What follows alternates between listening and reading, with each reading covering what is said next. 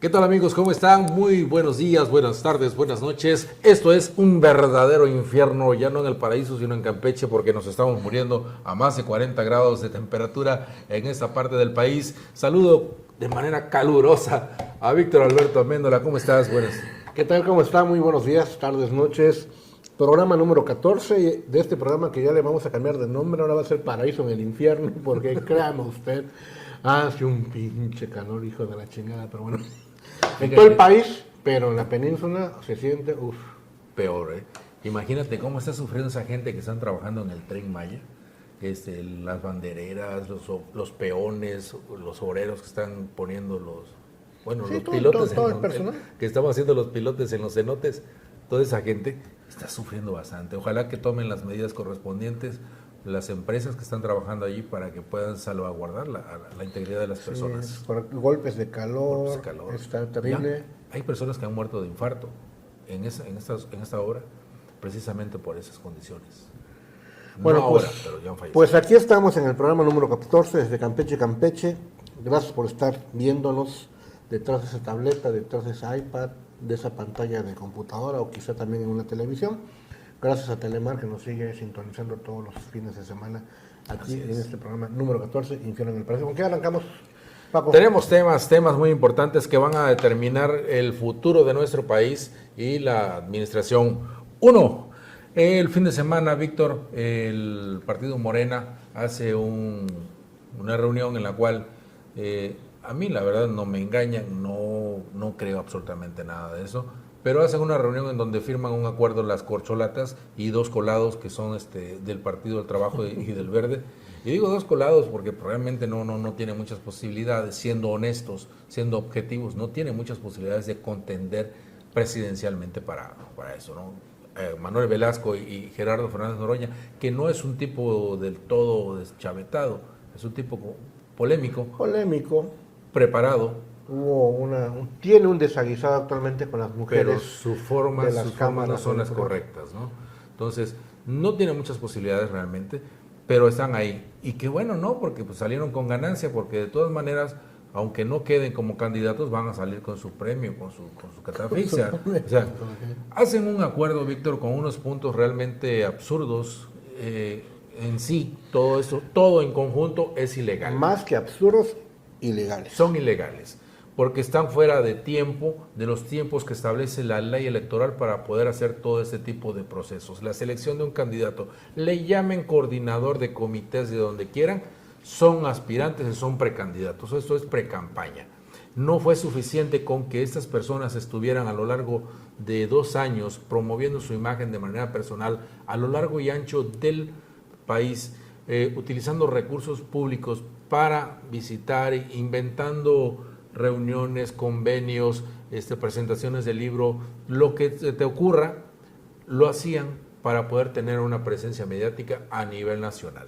No fue suficiente, ahora lo están haciendo de manera ya oficial, pero no legal, en donde las corcholatas, estas 6 personas, me refiero a Claudia Sheinbaum, vamos a hacerlo no por mayores probabilidades de ser candidatos, sino por respeto a las mujeres, Claudia Sheinbaum, Marcelo Ebrard, Adán Augusto López Hernández y Ricardo Monreal. Se suman Manuel Velasco del Partido Verde y Gerardo Fernández Noroña del Partido del Trabajo.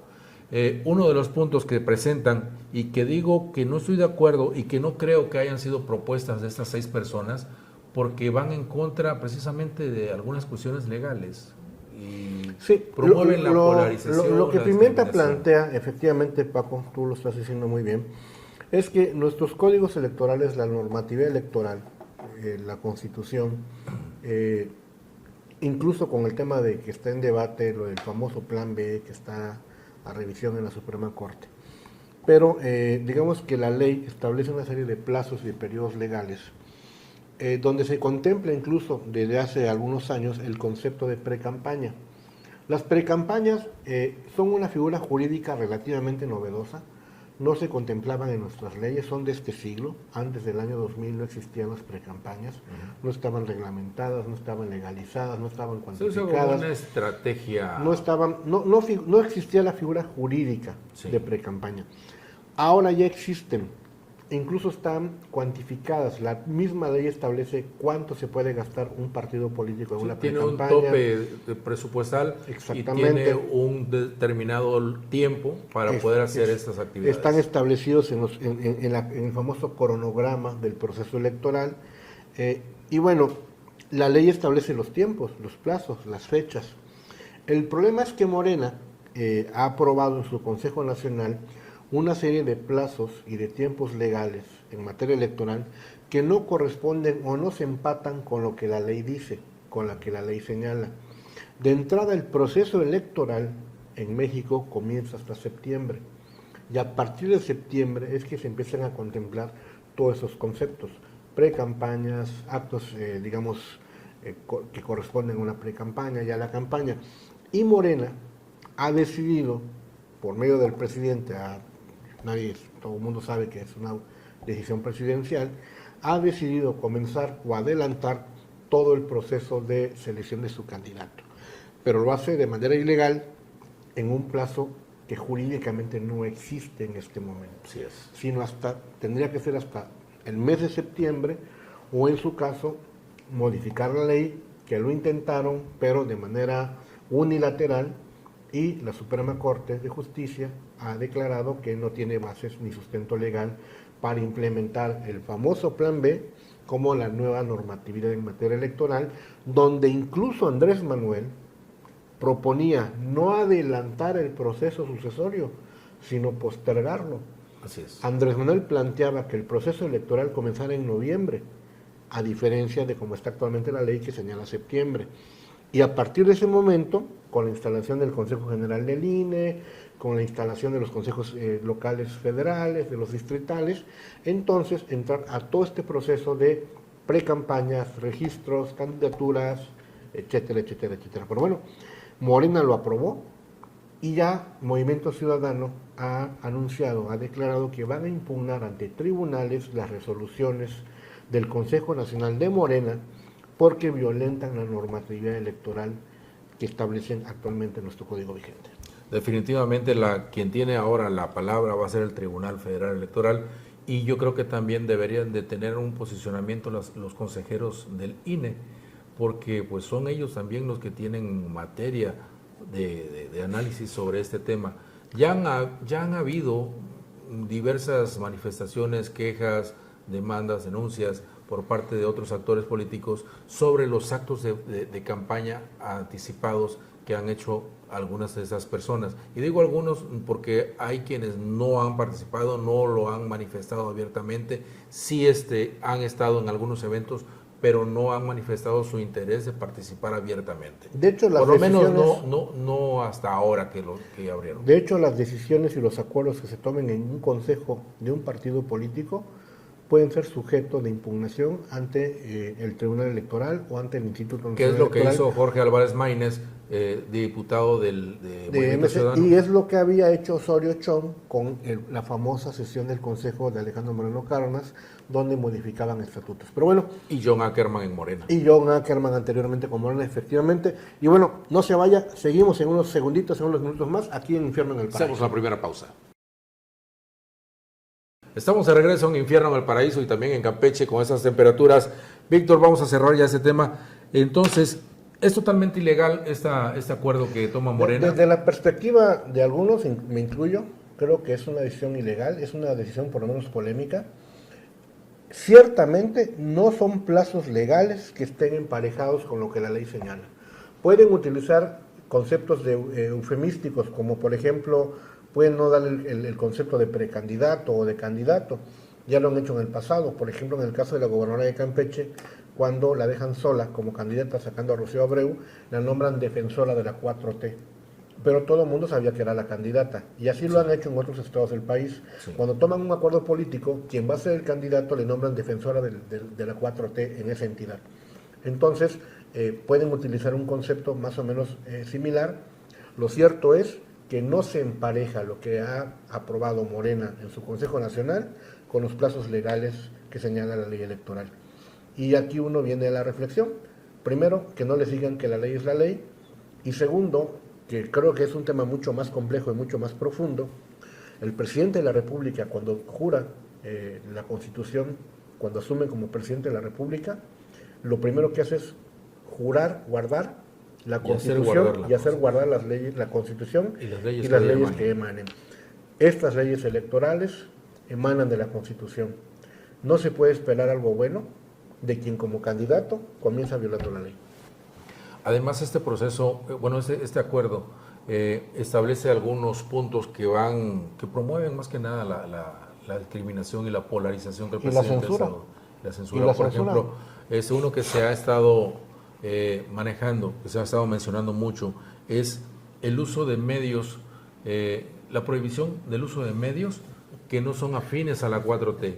Entonces, eso es lo que a mí me hace entender de que no son realmente propuestas que hayan hecho las corcholatas o aspirantes a la candidatura, sino de que le dijeron, esto es lo que quiere el presidente, fírmelo si quieres participar y si no, pues a la chingada, ¿no? Un candidato siempre está abierto a la crítica, al cuestionamiento, a ir con periodistas polémicos, críticos, para que lo cuestionen, para que pueda explayarse y pueda presentar sus proyectos de gobierno. Pero lo que no ha entendido el presidente es de que las críticas son realmente hacia él, no es tanto a su proyecto de trabajo, no es a su gabinete. Porque él quiere que los precandidatos hereden sus pleitos, sus fobias, sus antagonismos.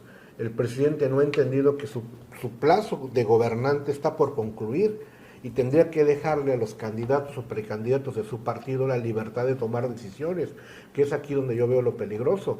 Es a un presidente de la República queriendo tomar decisiones durante su mandato, pero también después de su mandato. Pero si las primeras decisiones las está tomando el presidente al decir, bueno, va a haber un candidato, de los 6 se va a escoger un candidato y los otros 5 se van a conformar con diferentes posiciones, ¿no? Uno, el que quede en segundo lugar va a quedar, se puede quedar dentro del gabinete, no sé, como secretario, o puede ser el coordinador del Senado, o puede ser el coordinador de la Cámara de Diputados, o pueden formar parte del gabinete los demás. Entonces, pero esas decisiones las tendría que tomar el candidato en caso de ganar, no el presidente saliente. O sea, ya le están imponiendo al que quede, si llegase a ganar, le están imponiendo parte de su gabinete. A este sí le vas a dar entrevista, a este no lo vas a escuchar. Así es. Vas a ir a Televisa, no vas a ir a TV Azteca, vas a escuchar a Ciro Gómez Leiva, no lo vas a escuchar, a Carmen Aristegui no le des primicia, en fin.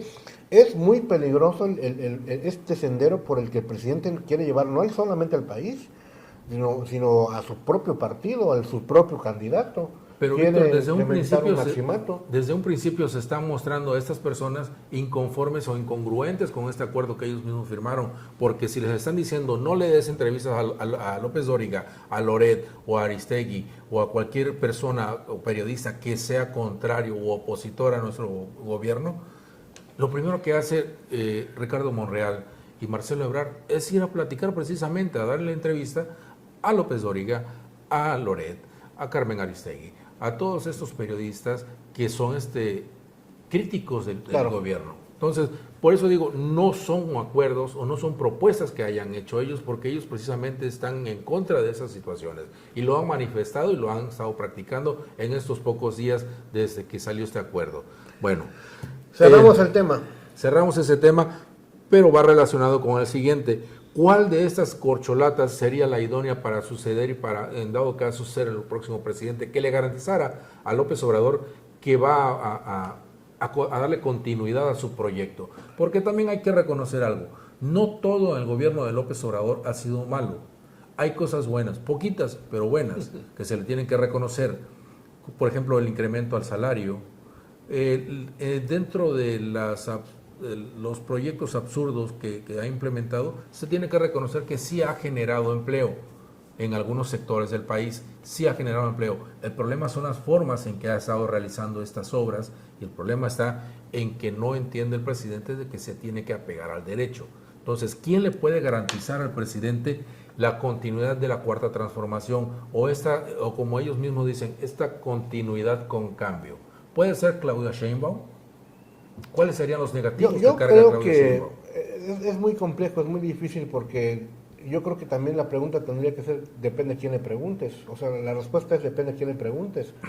Porque si tú preguntas qué es lo mejor para el proyecto de Andrés Manuel, me parece que sin duda la respuesta sería Dan Augusto. Si tú me preguntaras qué crees que fuera lo mejor para Morena, yo diría que a lo mejor que sea Claudia Sheinbaum. Pero si tú me preguntaras qué sería mejor para el país, sin duda Marcelo Ebrard. Me parece que dependiendo a quién le preguntes, tendría que ser la respuesta. Bueno, la pregunta en sí es ¿a quién le conviene López Obrador que sea su sucesor? Andrés, sin duda, sin ninguna duda, Adán Augusto López Hernández.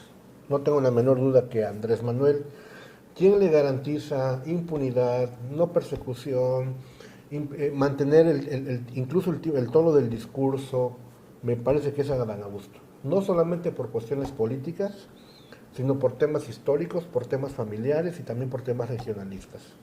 No olvidemos que Adán Augusto es tabasqueño y viene trabajando con Andrés Manuel desde la época de los pozos petroleros. Sí. No es un proyecto o no es un acuerdo o una alianza política que se haya construido en el camino, o una adhesión como fue Claudia Sheinbaum, o una relación que se construyó en el salinismo con Marcelo Ebrard, sino que Adán Augusto viene trabajando con Andrés. Trae una carrera política. Traen una carrera de manera conjunta. Andrés siempre la cabeza visible y Adán Augusto siempre pagando los proyectos de Andrés.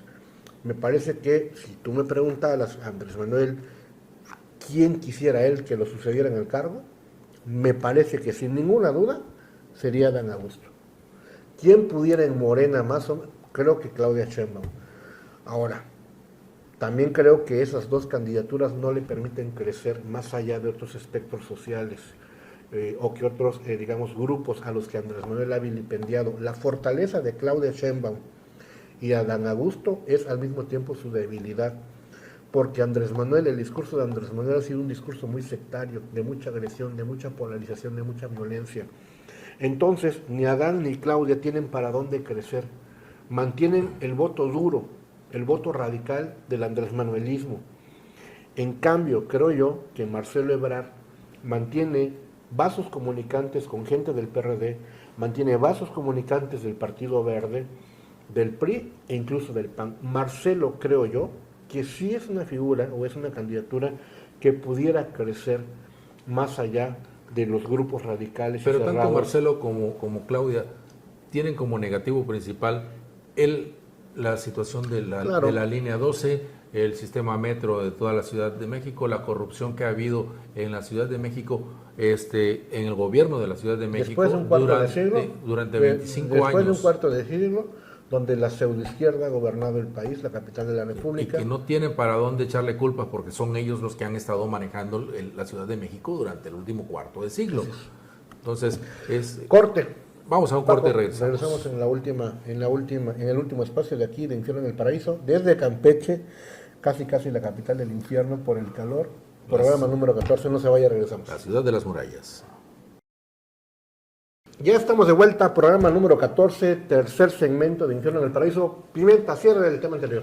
Bueno, aunque digan que me hackearon y digan, ya está chayoteando, ya le están pagando, no, hay que ser objetivos en ese sentido, y mientras la oposición o la alianza define su forma o sus medios para elegir un candidato, lo que tenemos que enfocarnos en ese momento, porque es lo que hay, es las corcholatas. Y en ese sentido, te platicaba yo, Víctor, que los negativos que pueden tener Claudia Sheinbaum y Marcelo Ebrard son el gobierno de la Ciudad de México precisamente. Línea 12. La línea 12, los muertos del metro, porque no solamente en el accidente de la línea 12, sino está el tema también de los sismos del 2017, y que le han pegado bastante. Esos son temas muy, muy coyunturales y que no pasan tampoco de moda, y que yo creo que estos son los temas que le van a estar achacando a Marcelo Ebrard y a Claudia Sheinbaum. Marcelo creo que se está confiando mucho en ese compromiso que debe tener, o que asume él, que Andrés Manuel tiene con él, tras haber declinado en el 2012 en aquella encuesta precisamente, donde todo el mundo sabía y se dio a conocer que Marcelo Ebrard había ganado la encuesta para ser el candidato del PRD a la presidencia de la República. Sin embargo, de última hora declina, y es Andrés Manuel quien toma nuevamente la candidatura.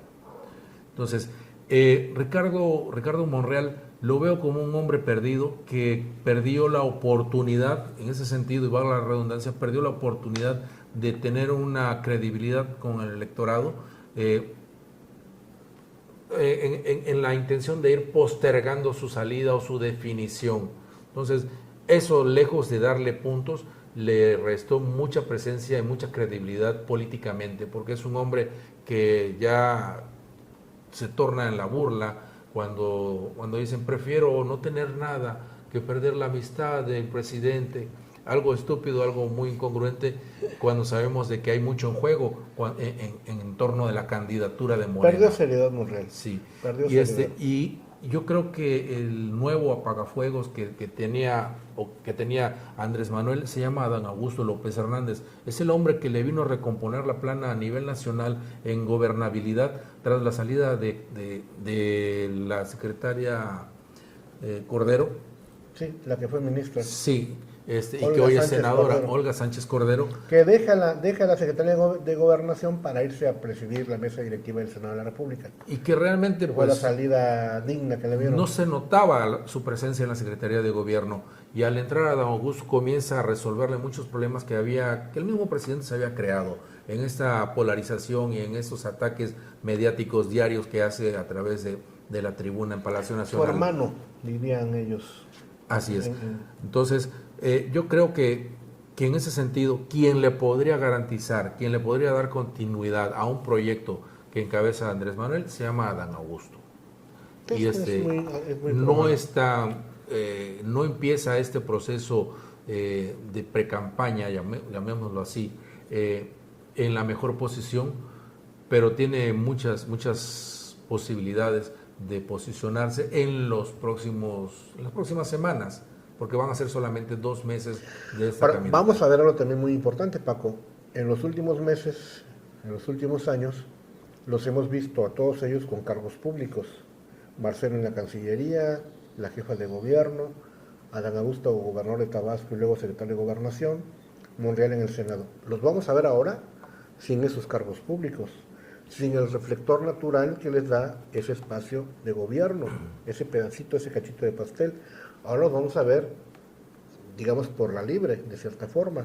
Va a ser muy difícil que ellos puedan desmarcarse o crear su propia agenda cuando hay un presidente que absorbe reflectores y cámaras. Marcelo Ebrard diariamente. acaba de subir, por ejemplo, digamos que para su núcleo, su nicho electoral de izquierda, acaba de subir un audio, un video de Pepe Mujica, donde Pepe Mujica, que es una figura icónica de Latinoamérica, presidente de Uruguay, donde prácticamente Pepe Mujica lo felicita y se decanta por él para la presidencia de la República.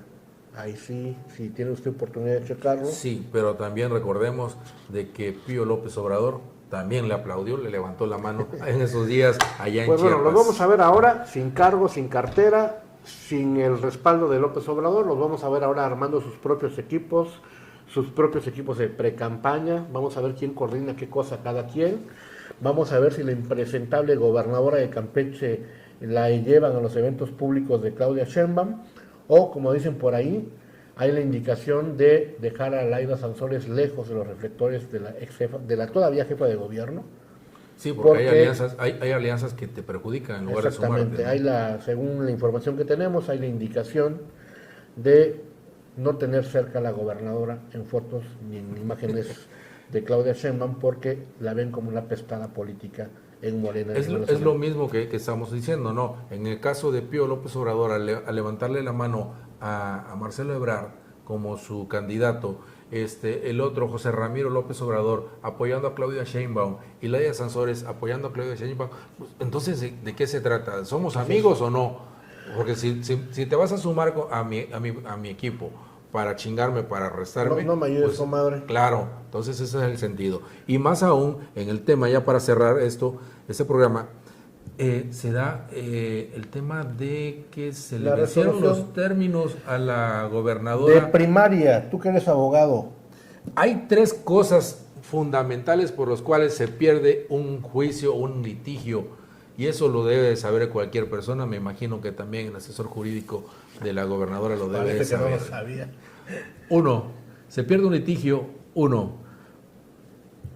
porque realmente el acusado, el indiciado, es culpable. Y lo único que puede hacer el abogado es buscar la pena menor, atenuar la situación. 2, porque el abogado responde mal una demanda. Y 3, que es lo peor que puede haber y que demuestra que no es un abogado de calidad. Responderla bien. Que se te pierda, que pierdas un plazo, un término. Defenderla fuera de tiempo. Sí, esas son las cuestiones y eso es lo que sucedió. Ahora, yo no sé si vaya la gobernadora a acatar esa resolución al vencerle el término de responder por las demandas que tiene por calumnia, daño moral y algunas otras cuestiones. Entonces ya no va a poder utilizar el nombre ni la imagen de Alejandro Moreno Cárdenas en el programa de El Martes de Jaguar. El tema es muy claro rápidamente porque ya nos están apurando aquí en producción. Hay un litigio legal entre Alejandro Moreno Cárdenas y Laida Sansores San Román. Hay una serie de fallos de diversas autoridades. Algunas ya han establecido una sanción en contra de funcionarios públicos de Campeche. Laida Sansores San Román en primer lugar, Walter Patrón Bacap, Raúl Sales Heredia y Eric Reyes. Eso es por violencia política en razón de género. Exactamente, lo cual inhabilita electoralmente para ser postulados a un cargo de elección popular a la gobernadora, 4 y 2 años. A la gobernadora, a Walter Patrón, a Raúl Sales, a los 4, a Eric Reyes. Incluso por ahí está también el liceo, con la ley aprobada del 3x3. Y en estos litigios que tiene por el tema de los audios apócrifos, de la manipulación de información, del espionaje que la gobernadora implementó en contra de los priistas en Campeche, la respuesta donde la gobernadora apela a una sentencia, se la declararon improcedente. ¿Sabe usted por qué? Porque la presentó fuera de los plazos legales. Se pasaron un día y la autoridad ministerial, la autoridad judicial, desechó por notorio. La ley establece de que si durante el término que establece la misma ley, bueno, la autoridad establece que si no se cumple, no hay respuesta durante ese término, entonces se está acatando, se está aceptando la resolución. Exactamente. Entonces tú te tienes que apegar a lo que ya había establecido la autoridad y ni modo. Imagínense, en manos de quién está el gobierno del estado de Campeche. De una gobernadora que viola la ley, de una gobernadora sancionada por agredir en temas de violencia de género, por temas sexuales, por temas de insultos, por temas de agresiones a mujeres, y por una gobernadora cuyo equipo jurídico, cuya consejería jurídica responde mal una demanda ante una autoridad judicial. Sí. De ese tamaño es el pantano que vivimos en Campeche, con esta gente que malgobierna, que realmente no sabemos si son ineptos, si son brutos, o de plano la ley les vale madre. O alguna mezcla de las tres cosas. O alguna mezcla de las tres. Oye, Víctor, ya nada más para cerrar, estamos esperando todavía que la gobernadora dé a conocer los motivos reales por la salida de Xóchitl Mejía Ortiz, me parece, quien fue titular de la Secretaría del Bienestar en el estado de Campeche, y también de las sanciones que debe de tener. La corrieron por ladrona, por tranza, por malversación de fondos públicos. Desvío de recursos, falsificación de documentos y sobre todo también la sanción que debe de tener el presidente del Congreso, Alejandro Gómez Casarín, porque se asume de que estas personas que construyeron esta red de corrupción en el gabinete de Laida Sansores son gente que vinieron de Veracruz, son gente que metió a Alejandro Gómez Casarín a esta dependencia precisamente para eso. Favorecer saquearse el dinero de Campeche. Favorecer empresas de Veracruz y de Tabasco, empresas fantasmas, falsificación de documentos y desvío de recursos. Pero bueno, los campechanos, o una parte de los campechanos, querían a la 4T, y ahí están las consecuencias. Toma tu champotón. Gobernadora inepta, incapaz de responder una demanda legal, y un presidente del Congreso, un titular del Poder Legislativo, cuya esposa corrupto, es despedida, sacada por la calle, de la forma de más vergonzosa y deshonrosa para una pareja de campechanos que lo único que han hecho es robarse el dinero del Estado. Nos vemos, hasta la próxima. Hasta la próxima semana.